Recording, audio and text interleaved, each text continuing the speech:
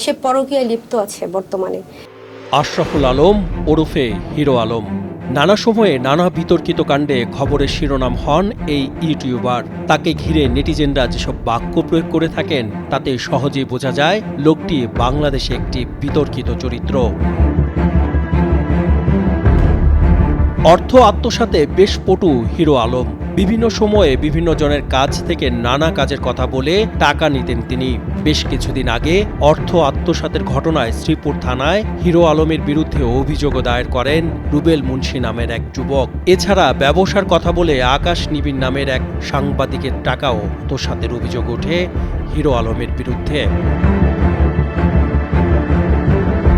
এছাড়া নারী ঘটিত কেলেঙ্কারি ও ব্ল্যাকমেলিংয়ে আরও এক কাঠি সরেস এই টিকটকার।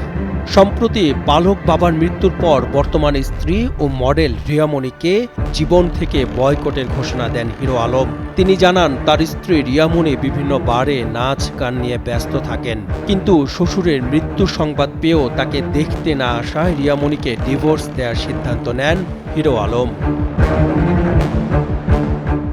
সঠিক প্যাড আর সঠিক তথ্য দিয়ে কেশু সামলে নিব এক হয়ে। Monalisa sanitary napkin.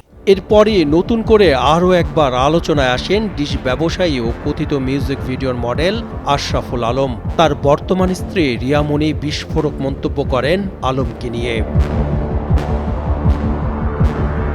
রিয়ামণি দাবি হিরো আলম একজন মানসিক বিকারগ্রস্ত লোক। এ বিষয়ে একাধিক মিডিয়াতে কথা বলেন এই মডেল।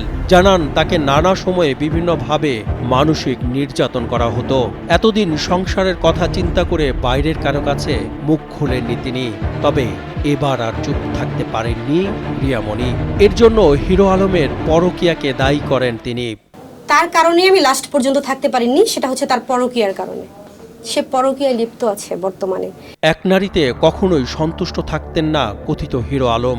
নারী লোভী এই ইউটিউবার 2012 সালে প্রথম স্ত্রী সুমি আক্তারের বোনকে নিয়ে পালিয়ে যান। পরে তার বিরুদ্ধে অপহরণ মামলা দায়ের করা হয় এবং পরবর্তীতে স্থানীয়ভাবে বিষয়টি মীমাংসা করা হয়। নারী সঙ্গ পেতে চানাচুর বিক্রেতা থেকে শ্বশুরের অর্থে ডিশ ব্যবসায়ী হওয়া আলম জনপ্রিয় হিন্দি বাংলা গানের মিউজিক ভিডিও তৈরি শুরু করে।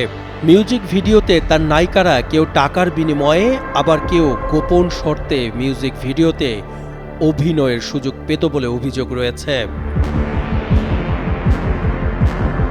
এছাড়া 2019 সালে নুসরাত নামের এক মডেলকে বিয়ে করে তার গোপন ছবি তুলে ব্ল্যাকমেল করার অভিযোগ ওঠে হিরো আলমের বিরুদ্ধে। এ ঘটনায় পরে মামলা করেন নুসরাত এবং পরবর্তীতে হিরো আলমকে তালাক দেন।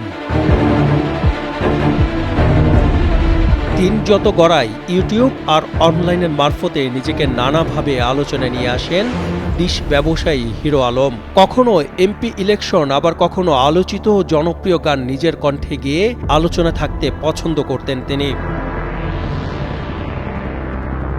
এছাড়া ঠাকুরগাঁয়ে শহীদ স্মৃতিস্তম্ভে টিকটক ভিডিও বানানোয় গত বছর ব্যাপক সমালোচনার শিকার হন হিরো আলম। সাংস্কৃতিক ব্যক্তিরা মনে করছেন হিরো আলম ও দুই একজন ইউটিউবারদের এমন কর্মকাণ্ড দেখে যেমন বিব্রত হয় সমাজের মানুষ, ঠিক তেমনি পরিবেশ নষ্ট হয় সুষ্ঠু কাজের। সাতমান সাকিব, কালের কণ্ঠ।